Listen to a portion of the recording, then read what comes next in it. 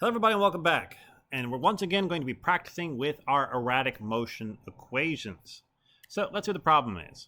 So we got a race car, it's moving pretty quick. How fast is it moving? Well, we have its velocity, and it has two different equations for velocity, which means that we can't use our continuous motion equations over the whole time, but we can use them where it is the same equation for both.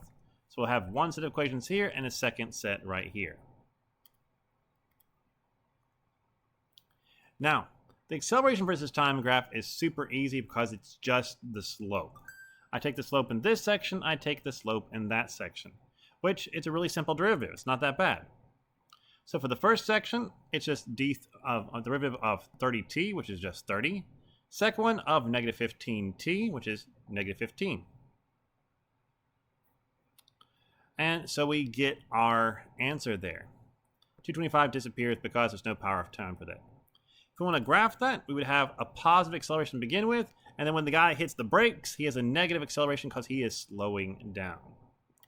Position is a little bit more wonky because I have to integrate. This first integral is really easy. It's not that bad. I'm integrating 30t from 0 to 5. Well, the integral of 30t is just 15t squared. My time frame here is from 0 to 5, so I have an equation right here for that first 5 seconds. Now here's where it gets a little bit wonky. When I do this second one right here, I can still integrate that guy, and I will get this guy right here. But how do I get this constant? What is that constant from? It's not all that bad. Don't worry about it too much. So where does the constant come from? It comes because I am using my position right here. I have to figure out what my position is to begin with. If I can do that, I can solve for this. So, in this first section, my acceleration is constant. My acceleration is constantly equal to, make sure I'm doing this right, yes, 30.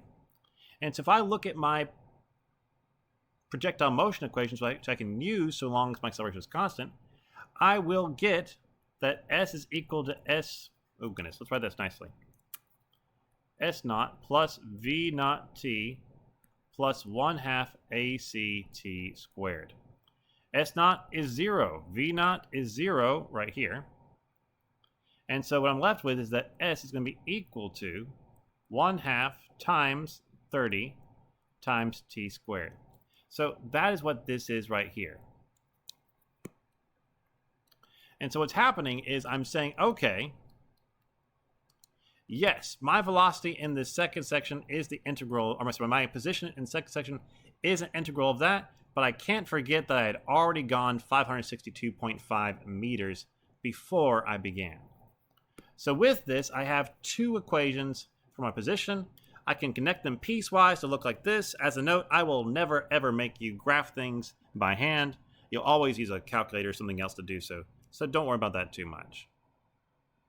Okay, so hopefully this helps you see that when we're doing erratic motion, all we're doing is using our continuous motion equations, but we're now doing it piecewise, one for one section, one for the other, wherever it might be. And we're doing that because that's how real data works in the real world.